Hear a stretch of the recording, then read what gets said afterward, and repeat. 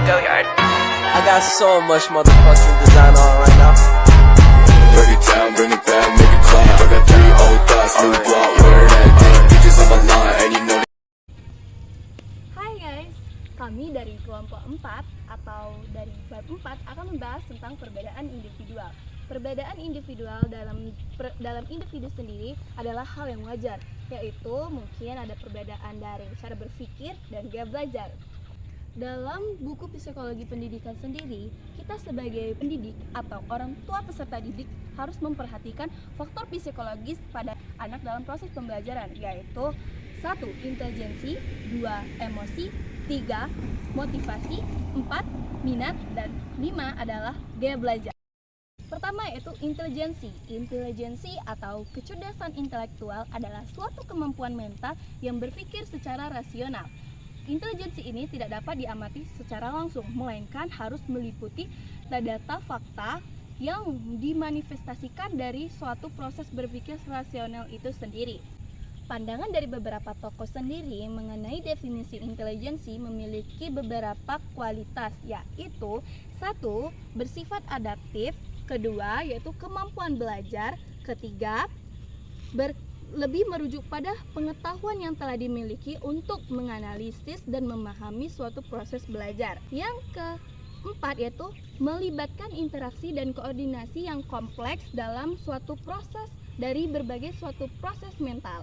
Yang terakhir yaitu intelijensi terkait dengan budaya tertentu. Intelijensi sendiri kita akan membahas tentang 3 aspek, yaitu pengukuran intelijensi atau bisa kita sebut adalah tes Binet-Simon. Tes ini itu dapat diklasifikasikan menggunakan skor IQ berdasarkan skala Wechsler. Yang pertama yaitu ada klasifikasi Genius, Superior, Very Superior, Normal, Bodoh, Borderline, Moron, Imbecile, dan Idiot. Tetapi dalam skor IQ ini kita sebagai pendidik tidak boleh mencantumkan atau menilai seorang peserta didik itu adalah anak yang jenius atau anak yang bodoh. Tetapi pendidik itu harus mampu membuat gaya belajar atau proses belajar yang dibutuhkan oleh peserta didik tersebut.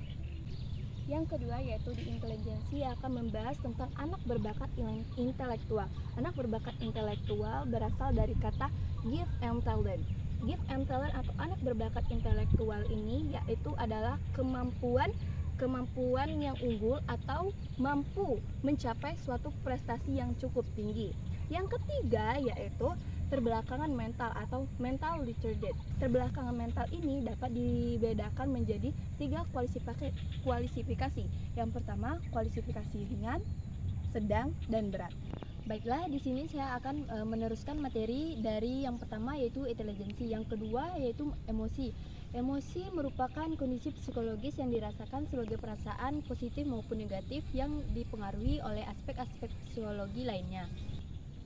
Baiklah, di sini emosi terbagi menjadi 2, yaitu adanya emosi positif dan emosi negatif.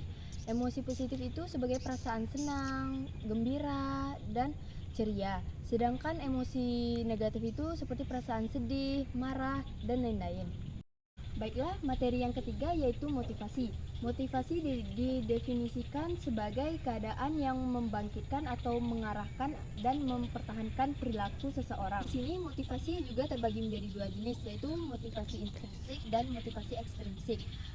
Motivasi intrinsik yaitu motivasi internal untuk melakukan sesuatu untuk hal itu sendiri.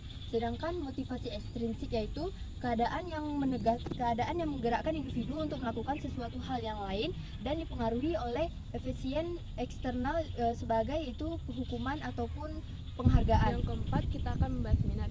Apa sih minat itu? Minat merupakan rasa ketertarikan pada suatu hal atau aktivitas tanpa ada paksaan di dalam diri kita.